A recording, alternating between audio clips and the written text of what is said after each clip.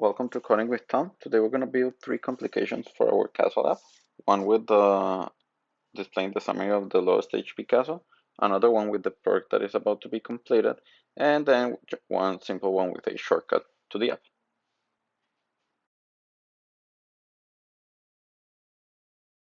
So first thing, we're not going to have perks, not only castles. So now our context will have two keys. One will be for the kingdom, and the other one will be for the perks that are currently active in the application.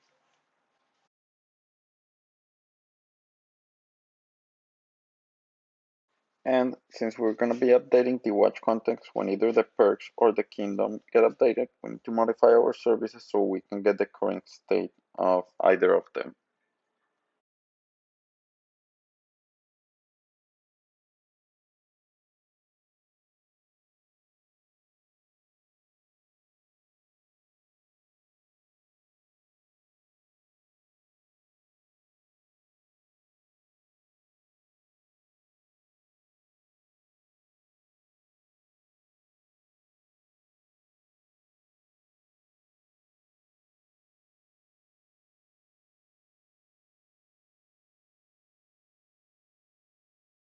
Our update context method will change. So we'll have one method to get the kingdom context. We'll get a dictionary from this. So nothing has changed here. We're just getting the dictionary.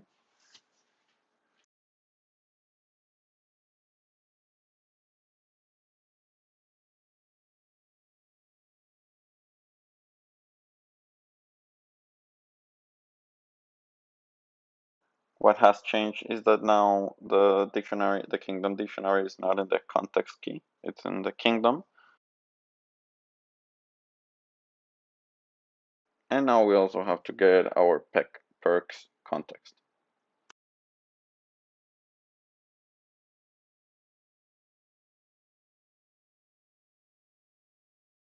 Retrieving the perks context is similar to how we did with Kingdom. We encode the data, but the difference is when we do the JSON serialization, we're not transforming this into a dictionary of string any, we're transforming it into an array of a dictionary of string any.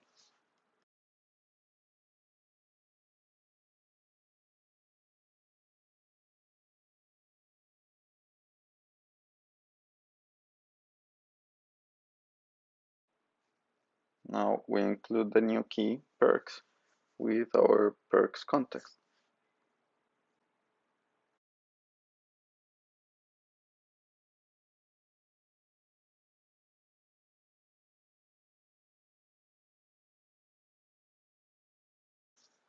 And now we also listen to perks published. So now we know that the watch context will be updated when either the perks or the kingdom get updated. With these changes, our watch implementation is currently broken since the sync will not work anymore given that we changed the connectivity constants. So now our start phone session adapter will have to do a similar change where we are looking for two keys in the context dictionary.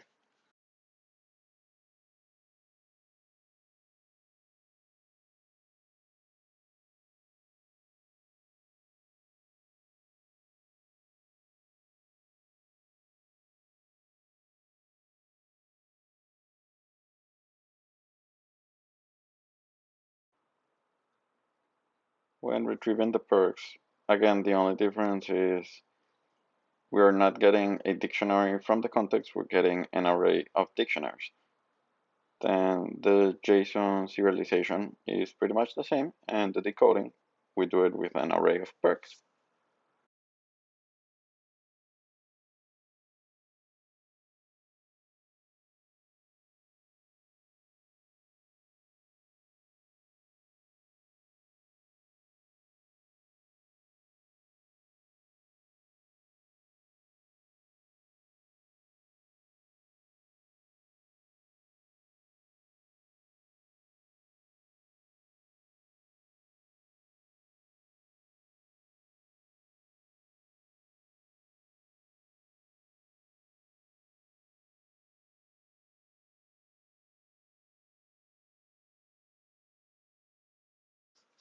Right now we cannot update the perks because we have no service, so no source of truth for the perks.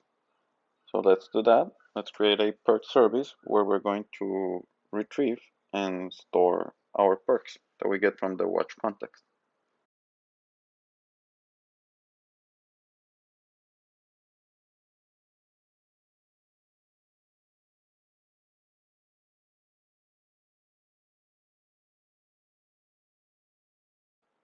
Initially, this service is just going to be a simple cache with a getter and setter.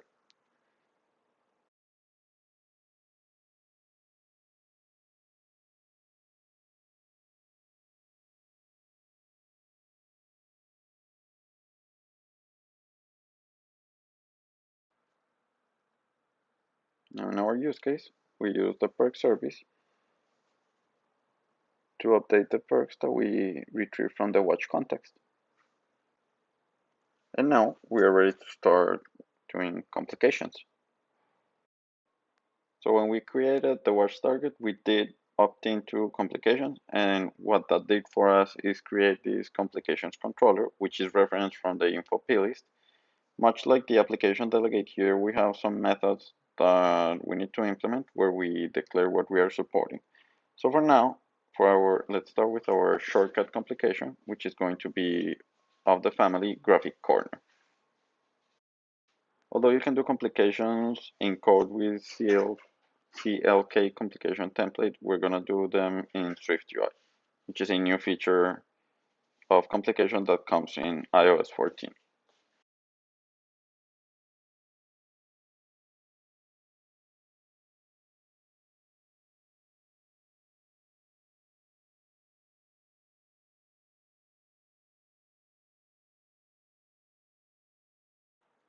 For our shortcut, we're gonna use an SF symbol image. Keep in mind that normal images in complications cannot appear. You need to have them in template mode. So right now our preview is misleading since we just have a view, we don't have a complication. For that, we create a graphic corner circular view complication template. We add our SwiftUI view and we use the preview context function. And now you can see how in the preview we see our complication in the upper left corner. Now it is important to do this because as you can see here, if we add the castles word, we are not seeing the text, it's getting cut off. Let's instead use a shorter word like play, and let's make the font smaller. Now that we have our view ready, we need to go back to our complications controller and pass in this to several methods. So handle share complication description, we're not gonna use this. This is for when you have different identifiers, so we don't have that. We don't need the get timeline and date because this complication won't have future entries. We just need to implement the get current timeline entry and get localized sample template.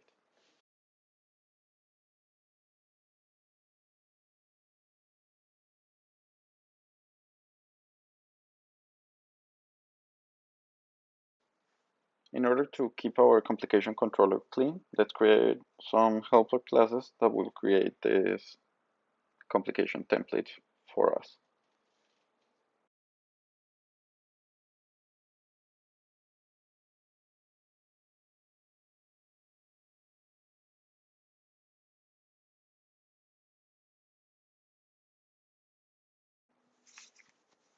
Now this provider will be the simplest one. Here we just have to return a complication template. We'll use the same template that we used in our SwiftUI preview, which is a graphic corner circular view, and we pass in our SwiftUI view.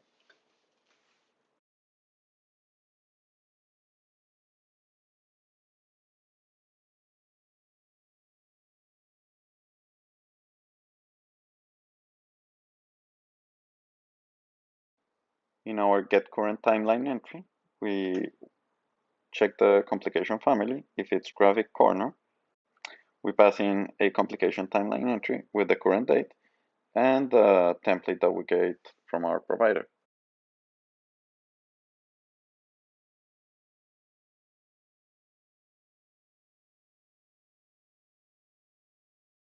For get localizable template, we will do the same since our sample and the current view have no difference at all.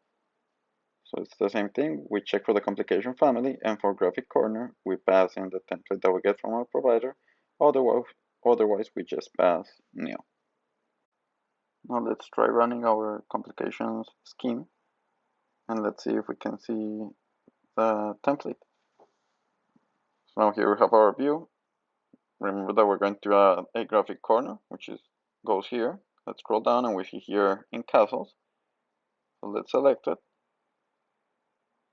And as you can see, since this is a simple shortcut, when we tap on it, we go to the app. Now as I'm warning here, if you're not seeing the complications in the selector, when you're editing the complications in the watch face, this may be because the complications are cached in the Apple Watch. I had several problems with this. To fix it, clean your project. In the simulator, go to the device option, erase all content and settings, and then run the complications scheme again, and you should see your complication in the selector. Okay, so now it's time to create our rectangular complication. So here what we're going to do is show a progress bar when one of our perks is near completion.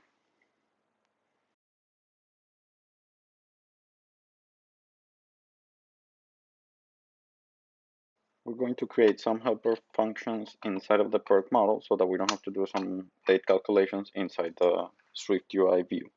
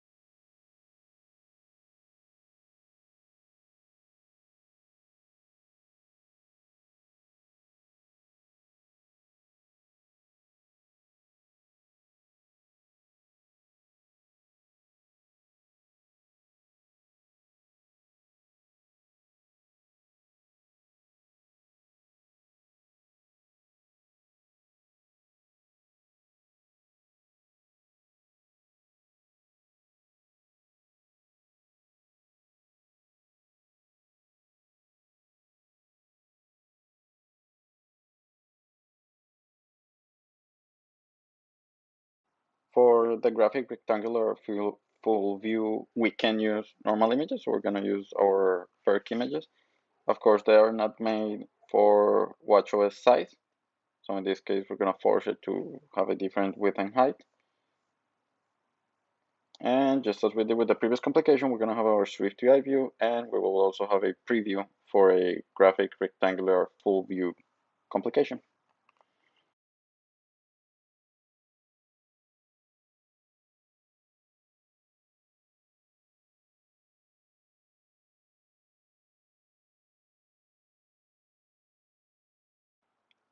Now here we have the image and the name. So to keep our view organized, we're going to create some variables to just keep these sections of the view. So the summary, which is the image and the name, we'll have them in a separate variable, and then we will have a progress underneath it. For our progress, we're going to use a progress view. We just have to pass in the value and the total, and it will render itself. So the value will be the remaining time, and the total will be the total cooldown time, and there's our complication. So now, before creating the provider, we need to create a use case so that we get the perk with the closest cooldown time, and that's the one our provider is going to use to create a complication.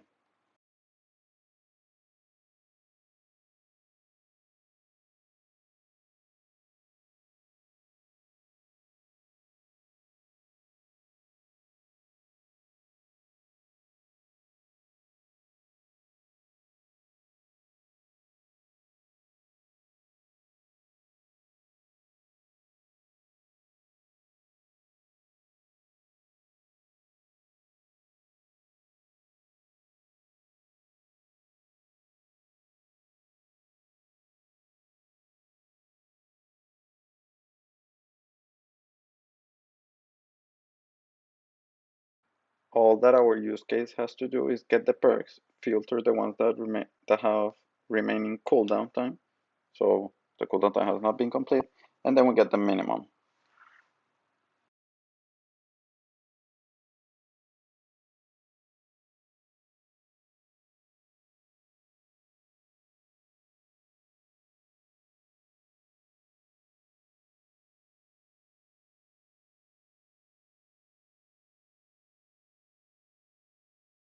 Now that we have our use case, let's create a provider. This one will have two methods this time. The first one will be to get the complication based on real data, and then the other one will be the sample that we will be displaying in the when you're choosing the complications of your watch face. So here we'll use our use case to get the perk with the closest cooldown. In our sample, we will just return basically the same SwiftUI view that we were creating in our preview.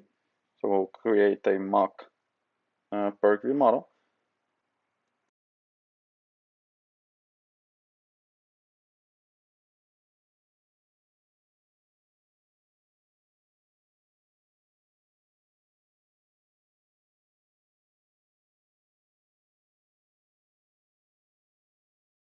For our complication, we'll get the perk from our use case. If we don't get any perk, meaning that all the perks have completed their cooldown, we'll just return the same sample view. Otherwise, well, just create the view model with the perk, and we return again a CLK complication template with our SwiftUI view, this time using a real view model. So now in our complications controller, we need to support a new family, which is graphic rectangular.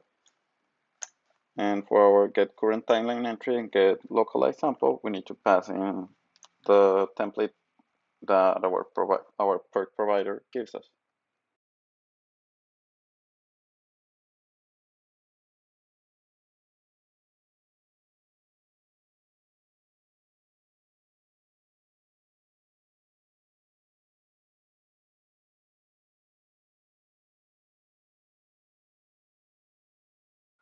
Now, we're not done yet for our complication because we are using real data to display this complication. Every time the perks, our source of truth, is updated, we need to reload our complications. For that, we're going to use the CL complication server. So in our perk service, every time we set the perks, we're going to get the shared instance of the complication server. We ask for all of the active complications. And then when the complication is of the graphic rectangular family, we reload that complication.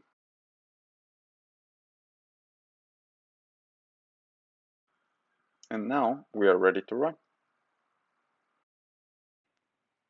Okay, so first thing, let's select our complication. So edit, scroll up, and here it is, our template. So now we have the complication. Let's update the perks. Our app updates. And we seem to have a bug, but at least the complication is updating. Now, another thing that you may notice is although we have it backwards, the complication is not being updated. The progress bar stays the same. So we just have like a snapshot. Only when the complications were updated, when the perks were updated, we update the complication, but then that's it. And that's because we're just sending one timeline entry. So let's fix the bug and make it so that our progress bar updates constantly.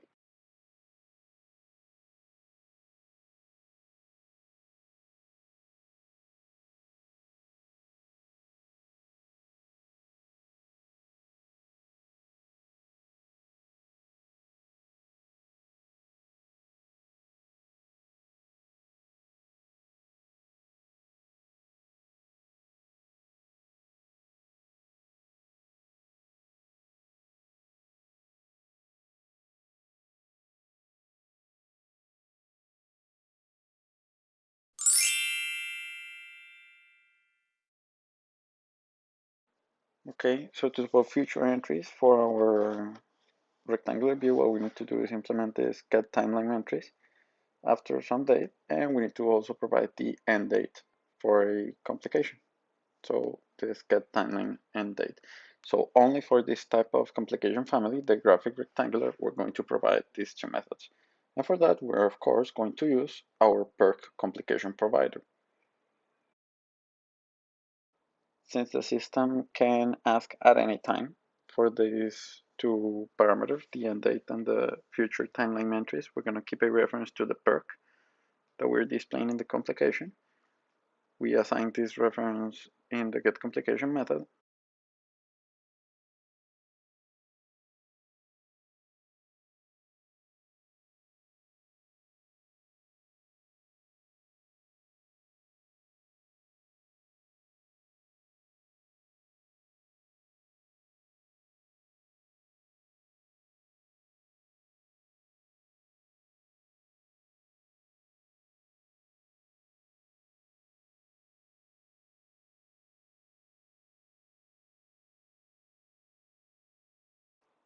So what we're going to do here is calculate the time interval that we have from the current date until the date that we need to display timeline entries. Then we have a limit of timeline entries, so we use that to divide we use that to divide the time, and then we have the jumps that we will have between the current date and the future date. So with that, we can calculate each of the view models by passing in the remaining time and adding jumps each time.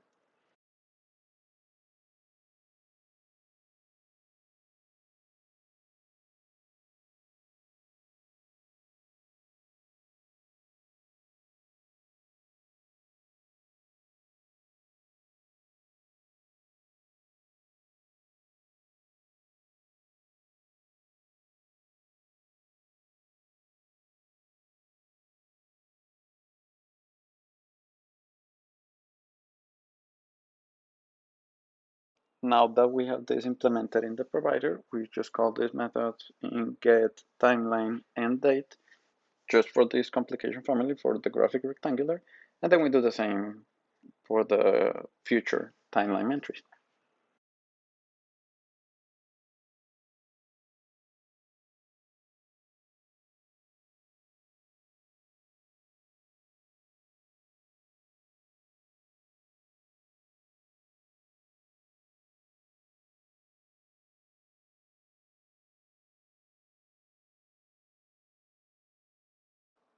Now let's try running this. Let's use the harvest. And we seem to have a bug, so let's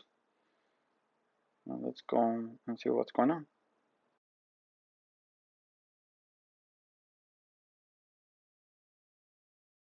Okay, so let's see. First, we're gonna guard against being asked for dates after the cooldown date of the perk, since it wouldn't have sense, and we would just go beyond the progress bar. And also, well, we were comparing the time interval with the same date, so we were getting 0 for the time, and we were not moving forward with the jumps. So let's try running now. Let's use the Smith perk.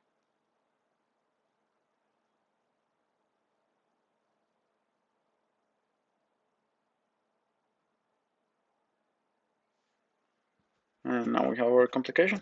As you can see, having side by side with the progress view in the app, you can see that the progress bar and the circular bar in the app are matching.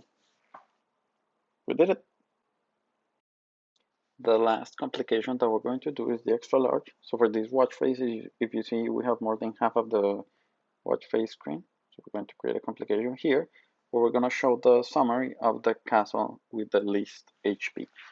So we're going to be displaying the remaining health of this castle along with the name with a gauge.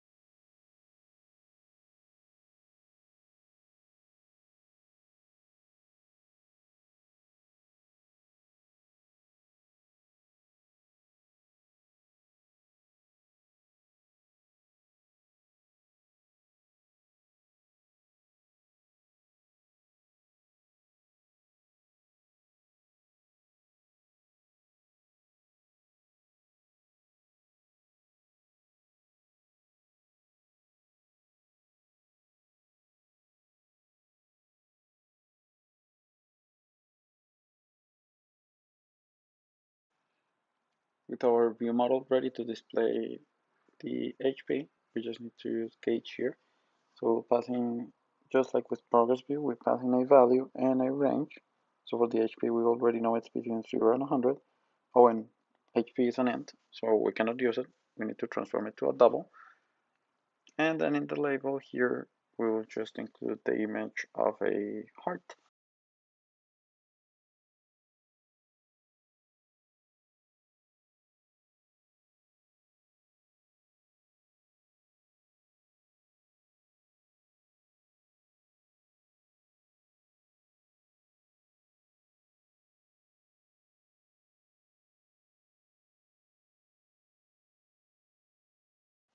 Besides the gauge, we seem to have a little bit of space left, so let's also include the attack power. Now with this spacer, if you look closely in the complication below, part of the gauge is being cut off. That's because this is an extra large circular view. So to avoid this, we will add some padding in the horizontal axis on both sides to avoid the text or the image being cut off. It looks fine, but we want our gauge to be bigger, so we'll instead have the gauge on one side and the text and the attack power on the other one. The circular gauge style also supports having a gradient for the color. So we're gonna use a red, orange, yellow to indicate the state of the castle depending on how low the health is. And that's our complication. Now all we need is a use case that will get the castles from the kingdom and it will return the one with the lowest HP.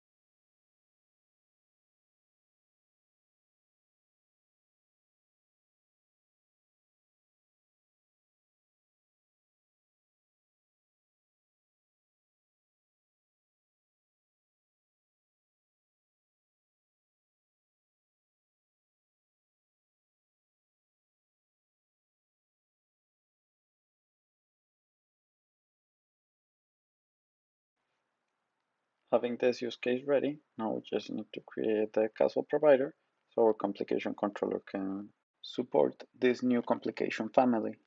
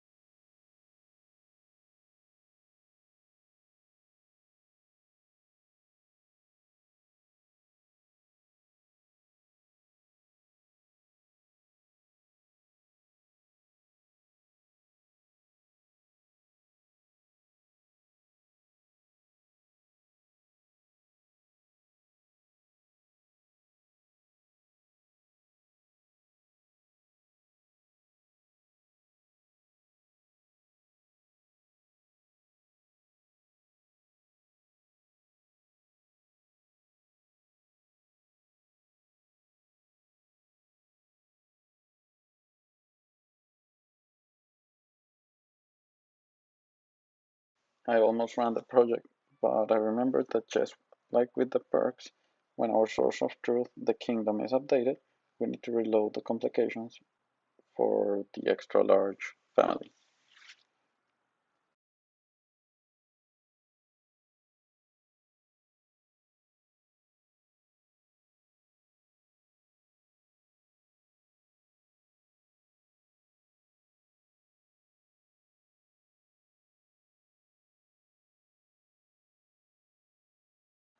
And now we are ready to run.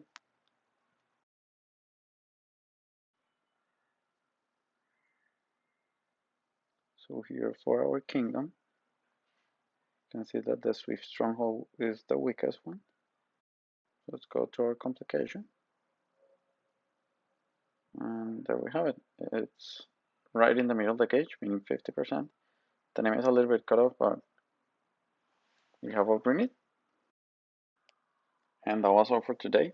We created 3 complications, one without a state, like our shortcut application, one using a constant update with the future timeline entries, like our perk complication, and then the other one was the castle complication, which we just displayed some of the information using an extra large stakeholder view.